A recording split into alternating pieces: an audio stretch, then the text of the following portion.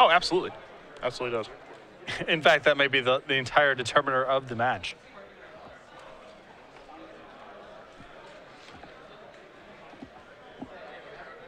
And it looks like still not randomized here, or play draw not determined. But it appears as though Joe has it. Apparently, the only correct tattoo is Transmute Artifact. That's a fine choice. What? No, it's not. That's a fine choice. There's a lot going on there. How would you explain that to someone if you had that tattoo? What is that? I don't know. Most tattoos that people have are, oh, these are, you know, it's something like, oh, these are some Chinese characters that actually don't mean what I thought they meant when I got it. That's the average tattoo response. So Transmute Artifact, I think you can come up with a better explanation than that. I suppose. Perhaps someone should get the Chains of Mephistopheles. Chains of Mephistopheles artwork. That's yeah. a fine choice. Evil Eye of Orms by Gore. Your not favorite. Bad. That's your MVP. How much damage do you think you've dealt with that card over the course of your career? I don't know, 3 times, I don't know, 10,000 matches, 30,000 damage, I guess. I mean, I'm rounding off. I don't know the exact numbers. Yeah, you're shooting low, right. I think, yeah. At the risk of hyperbole, I guess, about 30,000 points of damage. Looks like Lossett's going to take a mulligan here. Meza looks happy with his 7. Zakk, a boisterous Las Vegas area player. Have on camera a few times. I believe 1 open top 8, at least. At least 1. And loves to Belcher. Oh, I see. Well, if we're talking about how confusing a tattoo is to explain, you could just get the Chains text as the tattoo. Oh, sure. There you go. So that would be nice. Hopefully in a different language. We're underway with the Sensei's Dividing Top here. Now, Joe is from obviously the Los Angeles area, and he has played many tournaments here. So if he's familiar with Zakk, Zakk plays the same deck every tournament. He always plays Belcher. So you have to imagine that Joe was mulliganing aggressively to better this matchup. Yeah, he mulliganed, I believe, into 4 lands, Sensei's Divine Top, Force of Will, to keepable 6, and could be a game-winning 6 if there's a blue card on top of his deck. Now for Belcher, when you're playing against a deck that has an island, and you have to imagine Mason knows what Lossett is playing, it's all about how you sequence your spells, so you can try to play around Force of Will. And this was a deck you were enthusiastic about for many years, correct? I was a big fan of this deck for about 8 or 9 months. That's a while. Played in a lot of tournaments, had a lot of success with it. A couple runner-up finishes, unfortunately. Didn't get to, win the trophy, but I had a lot of runner-up finishes with it. A couple of spirit guides here potentially, but the thing when you're going off, the one thing I learned when I was playing this deck a lot is you have to be very deliberate with how you go, because you're trying a lot of the time, I think, to trick your opponent into countering the wrong spell. Top gonna draw a card here. And Seething Song is usually the spot where I see people pull the trigger if they have a counter spell. Yep, that resolves. Here's a land grant. There's a Burning Wish, and an empty. So this is a really good turn for Meza because Seething Song is already resolved, so he has 5 mana.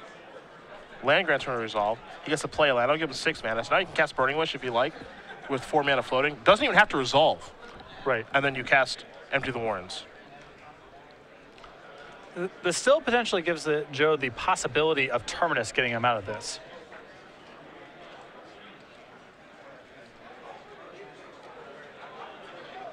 Because Zakk's not producing lethal next turn, correct?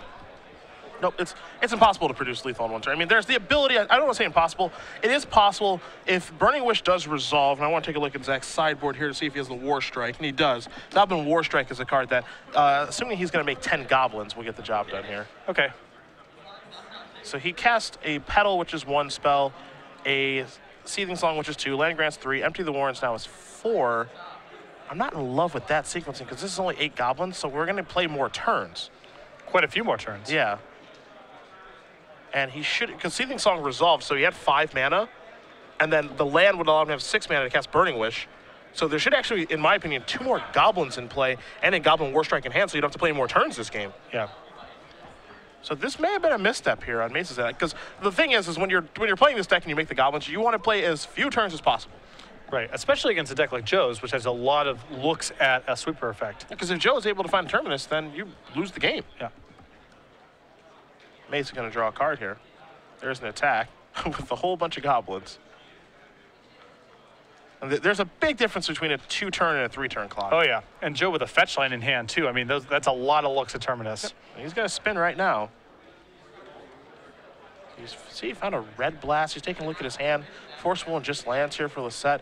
Don't think he found a Terminus there, but as you mentioned, he gets some more looks at it. Joe pushing the goblins back. Gonna take a spin again, so he gets to look at one more card deeper. It was a Tundra, so that's not it.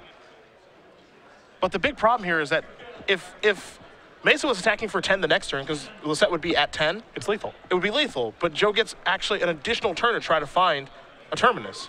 And this deck is very good at looking at cards. I mean, yes. Between shuffling the deck with Divining Top, random cantrips, what have you, Joe gets quite a few looks.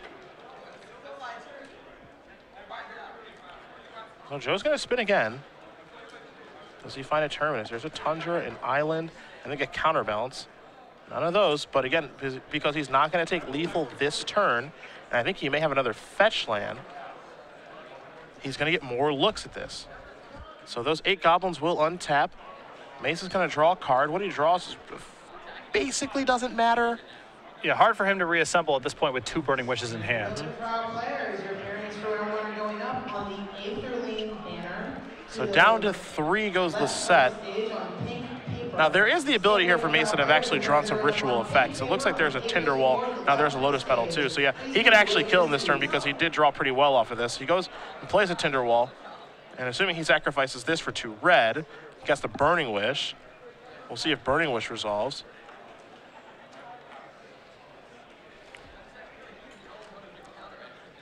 Burning Wish will resolve. So now you have to imagine it's time to go get the War Strike. Goblin War Strike on screen when you get a chance, please. And now there is that. You can see Lossett gonna take a look, saying, what is that? And this is a War Strike. All those goblins. I imagine Joe put Counterbalance on top of his deck here. Make sure he doesn't die. So there's Force of Will, removing Counterbalance. So he's gonna go down to 2. But 2 is not 1 or 0, so the fetch land still gives him a look. That's accurate. Gonna draw the top. Gotta spin the top. Again, the 3rd card down is a mystery. I think it was a Jace.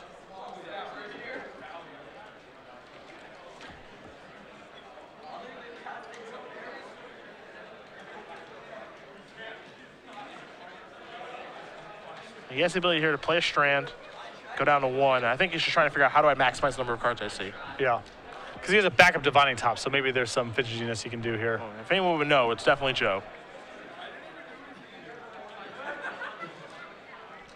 The question here is if he finds like a Brainstorm or something. Well, I guess finding a Brainstorm doesn't really do anything at this point, so he's just being more careful and conservative than anything.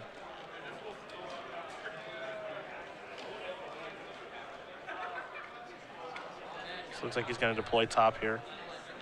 Going to draw a card right now. Sacrifice this. And maybe he wants the Jace so he can easily win the game if he finds a Terminus. Yeah, of course. If we play another turn, if he finds Terminus now, he plays Jace the next turn, he just Fate Seals him out of the game. Yeah, it's a lock. Yeah. So even though Joe is in a horrible position right now, you have to admire the fact that he is trying to play as perfectly as he can. Yeah. Even though in the grand scheme of things, the only thing that actually matters here is finding Terminus. That's why he's number 3 on our leaderboard. Gonna spin. Volcanic. Couple of cards. Don't think he found what he was looking for. Meza gonna quickly untap, draw, bash. Yep, and that does it on this one. Zakk Meza playing Belcher does win game number 1 here over Joe Lossett playing Blue White Miracles. The Goblins do get the job done. Some harrowing turns there from Zakk. Could have easily died, but Joe unable to find what he was looking for. It's sideboard time. I've got Lossett in front of me. This is where things typically do get difficult. For example, is it Staticaster? That is delightful. That's hard to beat. Flusterstorm's no picnic. Neither is Pithing Needle. So Joe's got some nice ones here, along with a Wear and Tear, an Entreat the Angels, a Red Elemental Blast, a Pyroblast, a Venser Shaper Savant, a Supreme Verdict, a Council's Judgment, The Misdirection 2, Rest in Peace, and a Grafdigger's Cage. A lot of options here for Joe, actually. I mean, Staticaster and Needle are pretty easy ones. Wear and Tear certainly can be good at killing a Lion's Eye Diamond, depending on how things are sequenced. So that's a good one. Don't need Entreat the Angels. The blast effects are no good here. Venser is very slow. Verdict I actually like bringing in because Joe got the 4 mana that game. Yeah. So Verdict is actually realistic. Council's Judgment can kill Belcher. That just kind of sits naked in play. But I don't know if he's going to want that, depending on how many cards he wants to sideboard out. Rest in Peace can also be interesting because it slows down Right in Flames. But again, that's really corner casey. So again, there's some very easy cards to bring in here, and then some marginal cards, depending on what Joe has in his deck. You know, a card like Entreat the Angels isn't something he actually needs to have. Vendilion Click is nice. The Snapcaster Mage and the Venser in his main deck are just okay. So we'll see which way he wants to go. Yeah, the Needle, the Staticaster, and the 2 Flusterstorms feel like the tier 1 options, and then you have some marginal, slower options like Supreme Verdict, Council's Judgment that maybe Joe brings in. On the other side, Zakk, 3 Blood Moon, 3 Power Blast, 3 Red Blast, and then some wish targets. A Shattering Spree, an Empty the Warrens, a War Strike, Pyroclasm, a Reverent Silence, and another copy of Taiga.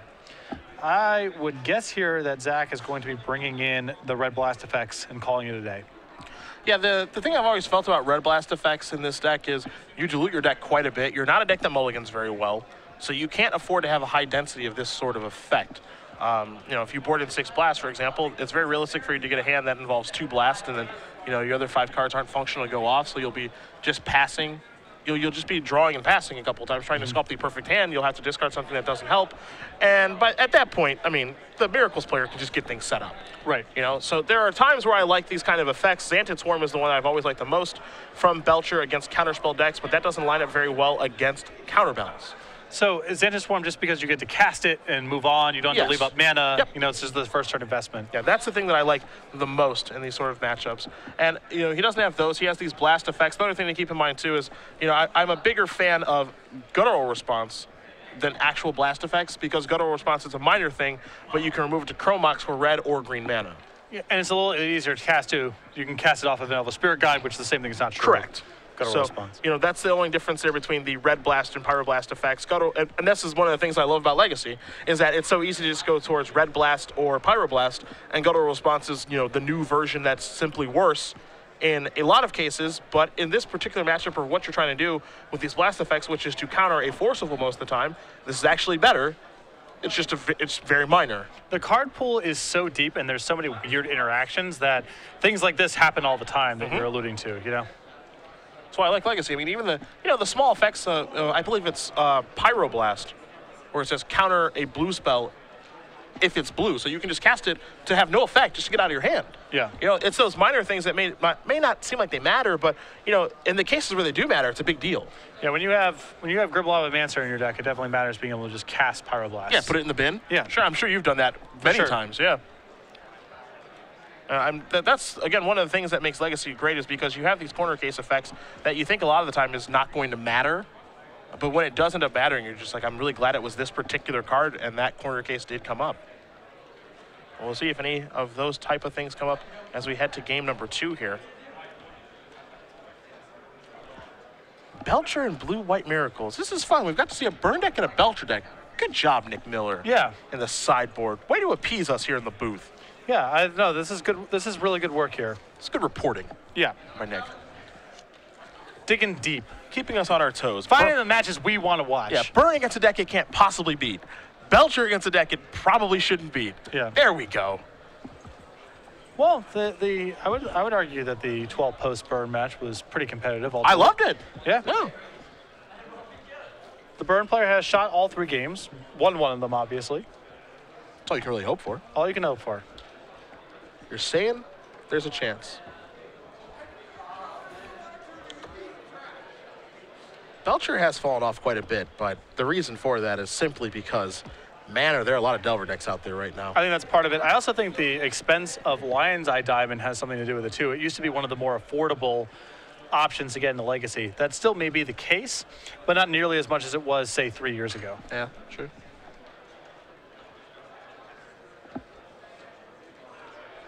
You know what card improved this deck quite a bit? Belcher or Miracles? Belcher. Which one? Gataxian Probe. So, actually, I don't think Gataxian Probe was good in that deck at all. Well, don't you want to know whether or not you're good to go? No, because if you're not good to go, you lose the game.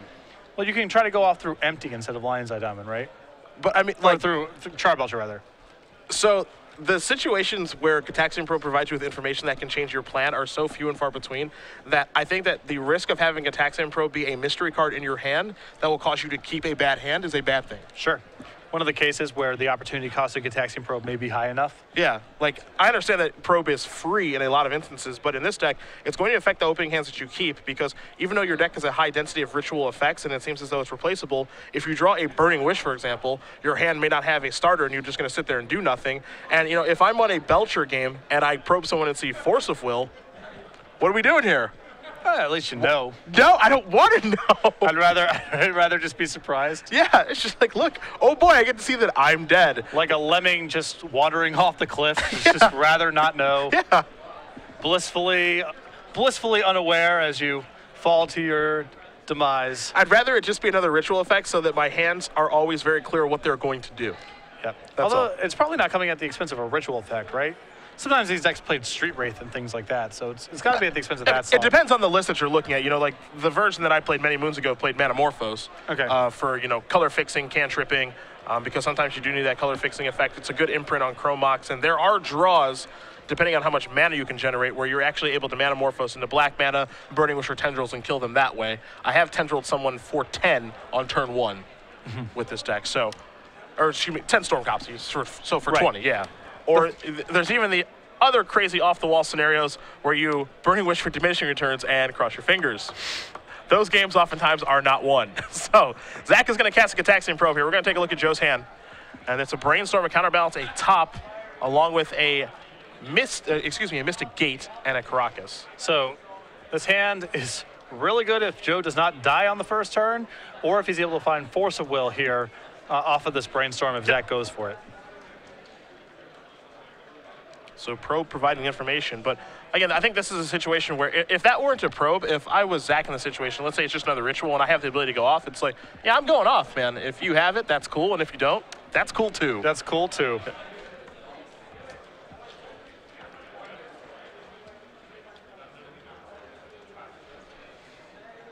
Can't win them all, you know? Accurate. In the words of the great Ben Rubin, win some, lose most. Yeah.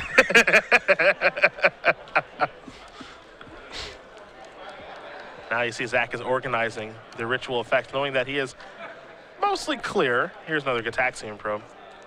Again, this is the fear. If Probe doesn't draw you into the cards that you're expecting it to draw you into, you know, you've kind of kept a hand that you thought was going to operate that isn't actually able to do that. Looks like a Chromox was drawn off of that. Seems likely that this makes his hand functional if it wasn't before.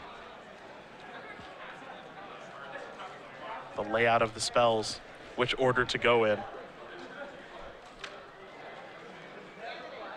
Well, it looks like I imagine it's go time. Yeah. So I can't imagine that after this posturing, Zakk is just like, your turn. Well, also counterbalance looms, so Yeah. gotta just do your thing. Spirit Guide for green mana, that's a mana ability, so can't respond to that. This is a Tender Wall, that's going to sacrifice for 2 red. Pyretic Ritual takes you from 2 to 3 red. Now Joe may have a response. That one forces some action. Lossett does have a Brainstorm here.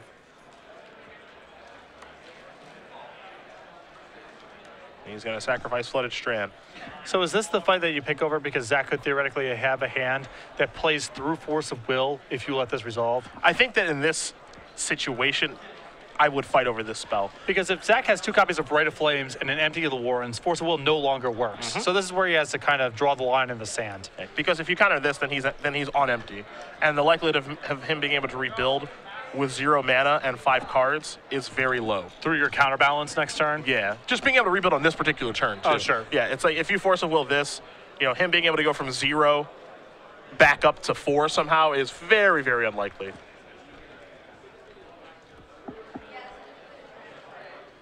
Terminus among the cards that Joe is looking at here. So Joe is crossing his fingers and hoping it's an Empty the Warrens game. And if that's what it is, he's good to go. But if not, he won't get to play any more turns. Barring some extremely bad luck. Yes. which I have had happen to me before.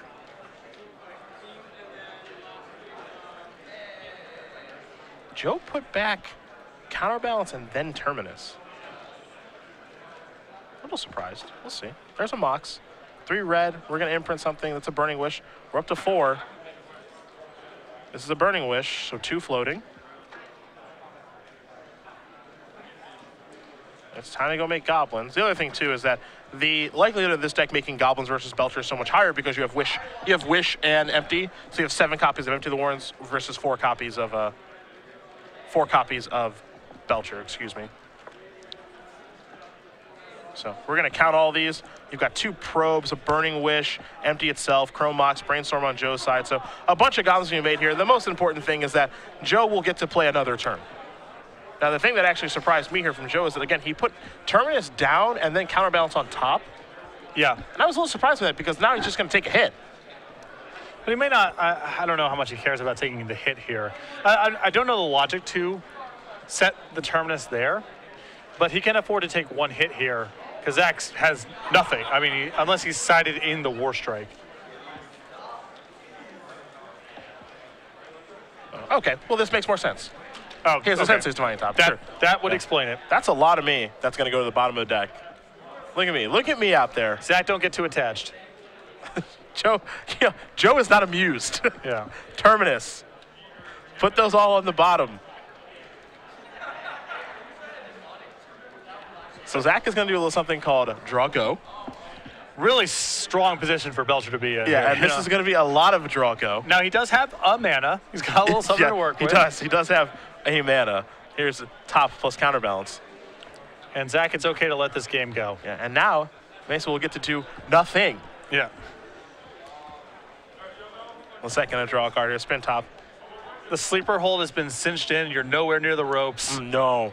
Center of the ring. Center of the ring. Time to spin yet again. With a Brainstorm here for Lossett. 2 cards going to go back.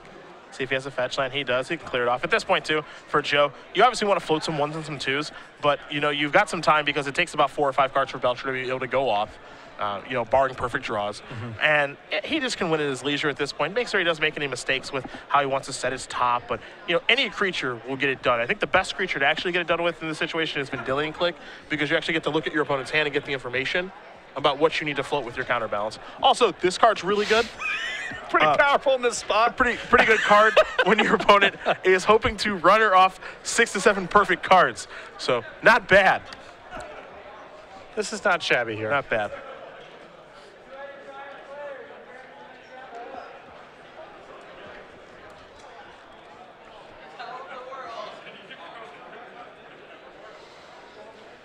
So Jace is going to go Fate Sealing, and that elevator is going up to 5.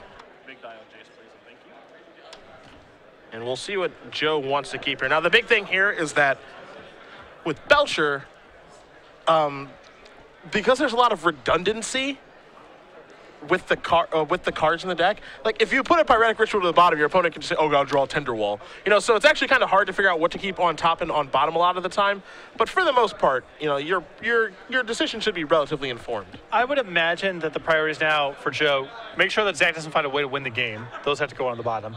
And leave him with things that get swept up by top Counterbalance. So any 1-coster. Zakk making a move here. Time to cast a spell. This is the test spell.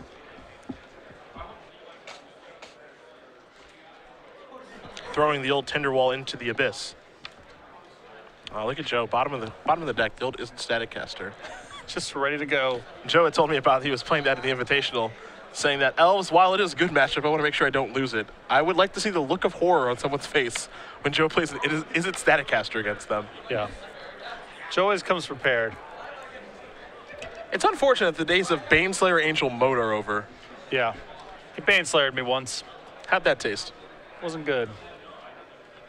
Top on top. Bye-bye, Tenderwall.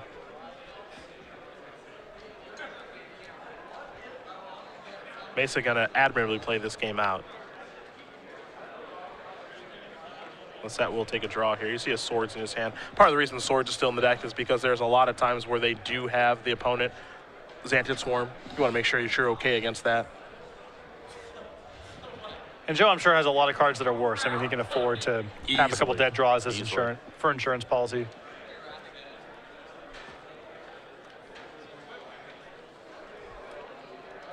Pretty good place to be in right now, though, if you're Lossett. You've got a Jace taken up. You're spinning your tops. You got top plus counterbalance. It's about as hard as lock as you can get. Is now Joe's just going to start face sealing himself, putting cards to the bottom to clear for top. And again, for Meza, he has to actually draw, 6 or 7 perfect cards, and for Lossett to brick in a fashion that I don't even know is possible. And 6 or 7 turns, Zakk does not have 6 or 7 turns. Yeah, Jace is taking up. Lossett will draw a card. He's going to fire off a Brainstorm right now. Maybe in search of a fetch land, just to be able to clear things up. He just found one there. Looks like there's a Vendilion Click in that pile as well. Also a Council's Judgment. So I think these are the check marks that Joe was looking for. He's able to play a fetch land, as well as cast Vendilion Click. Also having Karakas in play too. Now Jace is going to go up, take a look here. Seething Song. That'll stay on top as Meza is far away from casting that. And Joe also has a 3 floating. Yeah, Council's Judgment there. Here's a Lotus Petal.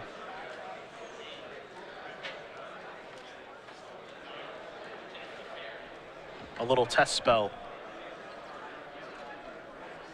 Gonna spin the top here very quickly. Lossett able to counter this with a land, if he had one, or a card like Engineered Explosives would also get the job done.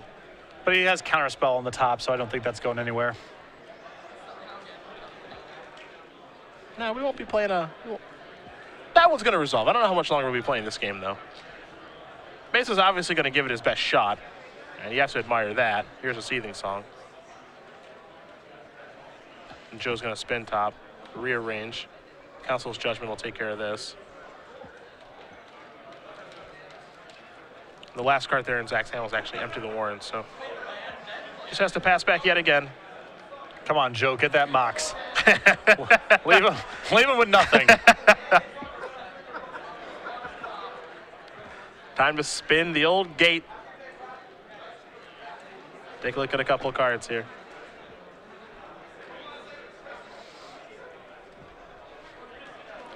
Jace is going to tick up to 11. We're only a couple turns away now. Is it time for the Council's? Yep. Yeah. You asked for it. Ask and you shall receive. Council's Judgment, going to take care of the Mox. Yeah. Joe's saying, I don't think so. You can choose my Jace all you want, but that's not going anywhere.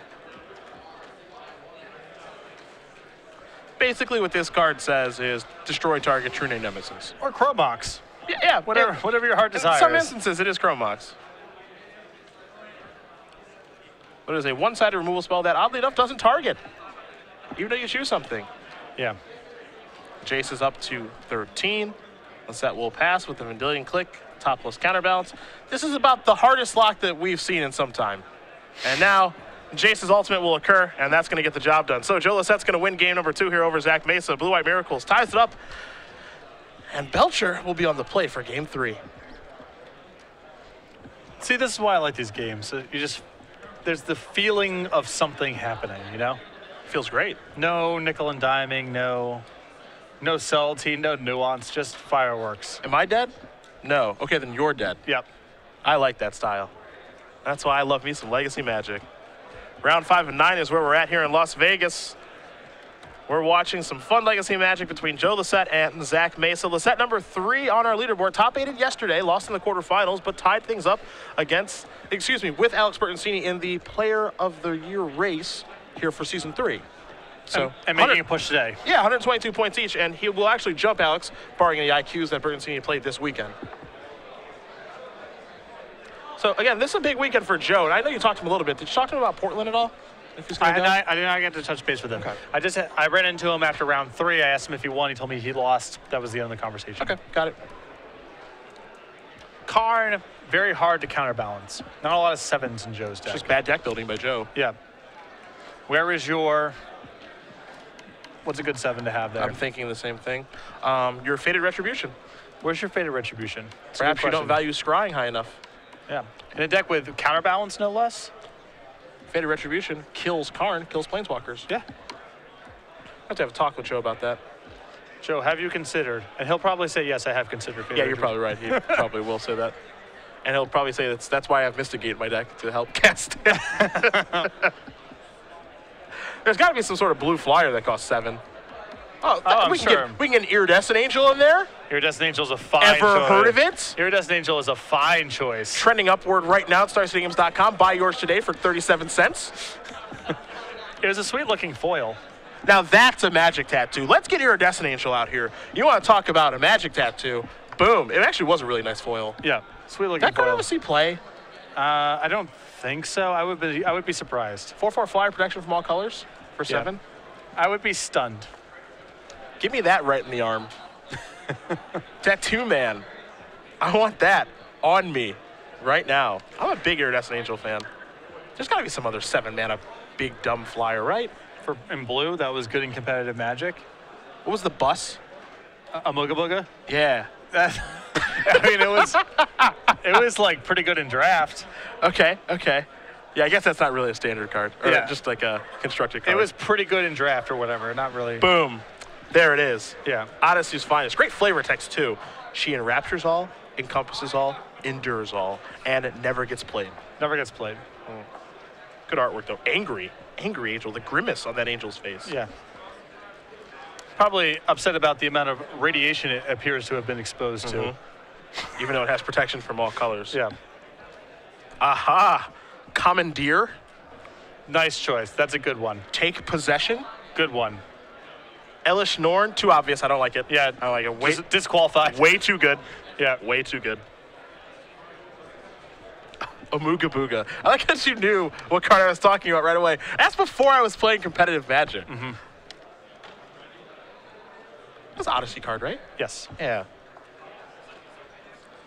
Abishan cost 6. I remember that. That card was unbeatable, I believe. That was the best one. Yeah, that card cannot be defeated. Looks like Joe's going to take a mulligan. I expect to see aggressive mulligans here, obviously. Has to go for Force of Will. Especially when Zakk keeps 7, Joe needs to find Force of Will. Yeah. If Zakk starts mulliganing, then maybe a hand that's, your first interaction is Flusterstorm on turn 1. Maybe that becomes palatable. Sure. But if Zakk says, I'm keeping 7, Joe's got to find Force of Will. And it's an edge that Belcher gets in some of these tournaments where people mulligan just into oblivion because they feel like they have to find Force of Will, even though the Belcher deck can't necessarily win on turn 1 every single game. Angel of Serenity has been mentioned. Fine. As a 7-mana spell. Supreme Exemplar. So there you go. There's a lot of nice ones here that are available. I love myself a good 7-mana spell. Our director was a real joker here, saying that I should consider a fullback questing Feldergriff tattoo. Oh, that thing is endearing. Especially on the heels of our so much hippopotamus chatter in Providence. Which we will get corrected for next year. There will be hippo tokens at some point. Or we're out of here. Yeah. We try to have a hard bargain. We do.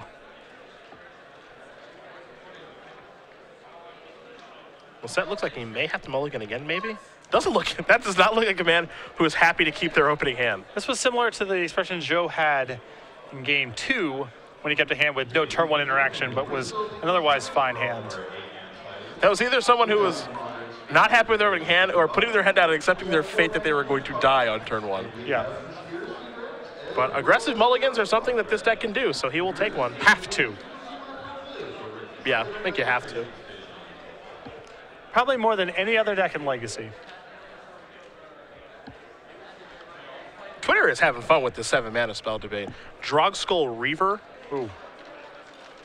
What about Sabo Tavok? I guess that's red-black. I don't even know what you just said. He's good against Legends.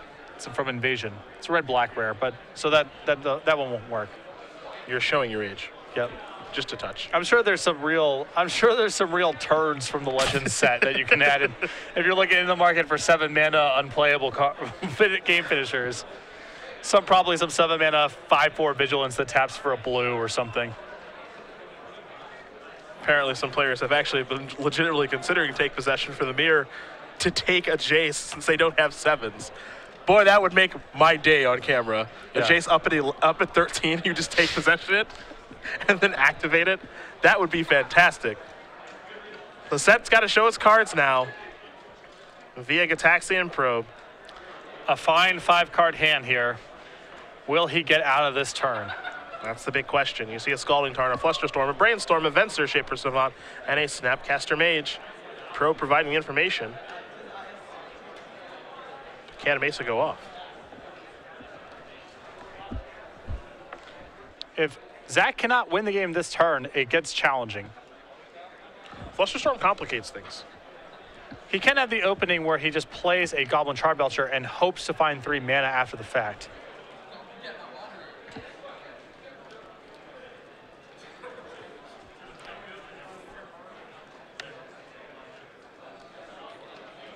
And this is what you alluded to before. A Pyroblast in Zakk's hand doesn't have enough mana to do something productive.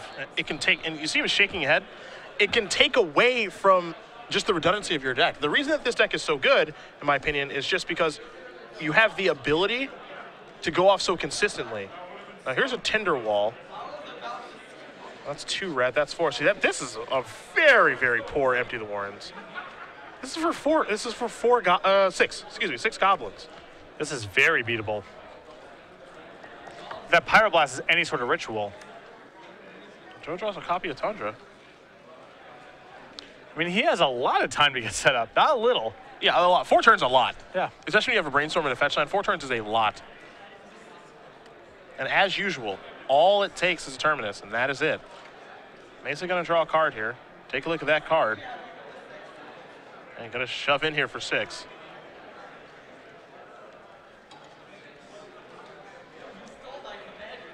See if Lossett wants to fire for Brainstorm in a turn or not. I think he has enough time here that he can wait and dig for the maximum number of cards. He's going to start with Brainstorm after playing a fetch, so here is Brainstorm. And that's going to resolve, so 2 and 3. Found a bunch of lands. Not a ton of help there. I mean, making the land drops is certainly important at this point, but he also has the ability now, because he has Snapcaster Mage, he can Snapcaster Brainstorm. Yep. Get a little bit deeper as well. I don't think Venser's ever going to come into play in this game, but we will see. I think Venser's just going to be too slow.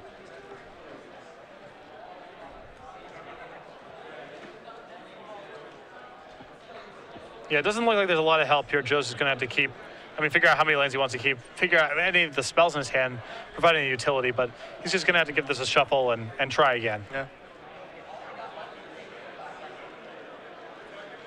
Just going to kick it back. Instead of 14, going to go down 8 here. Meza's going to take a draw. And like I mentioned, this is kind of the power of this deck. If Joe knew that this was Zakk's opening, there's all sorts of 7-card hands that don't involve Force of Will that are totally keepable. Absolutely. But when Zakk keeps 7, Joe says, I had to find Force of Will, and then he gets into this spot right here. Down to 7 goes Lossett, searching up a Volcanic Island. It's not just Terminus now. The Staticaster. Yeah. Oh, boy. The Staticaster. Oh, boy. I forgot about the Staticaster. Anyone can win with a Terminus. You know, you're right about that. Anyone can do that. 1 second, I take a draw here. It's a Brainstorm. He gets to keep going.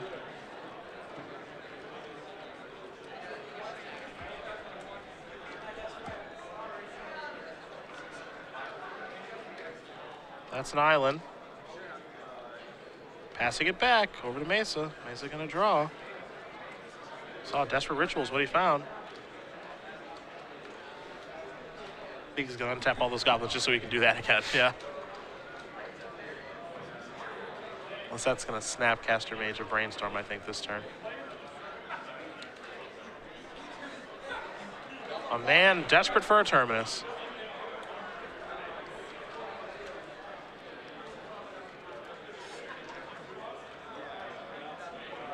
So there's your block. He's going to take 5, go down to 2. 2 versus 1, big deal for fetch lands and Force of Will. So I was going to say the same thing, yeah. Significant. There's a Brainstorm. 2, 3. Force of Will among the cards that he's found. See Caracas, another Force of Will. That's not it either.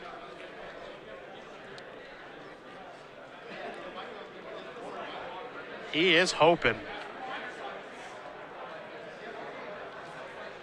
2 Force of Wills are going to go back. He will draw a copy of Force of Will. I think it might just be Static Caster now, depending on what he finds.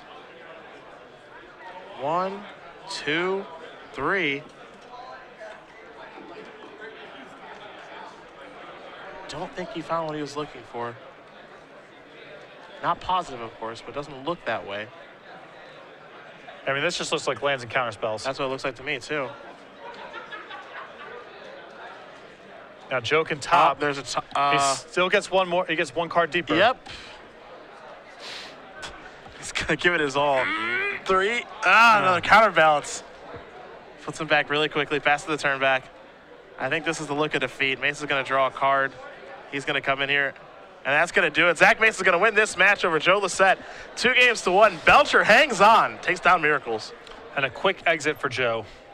Yeah, you have to imagine he's gonna continue to play it out here.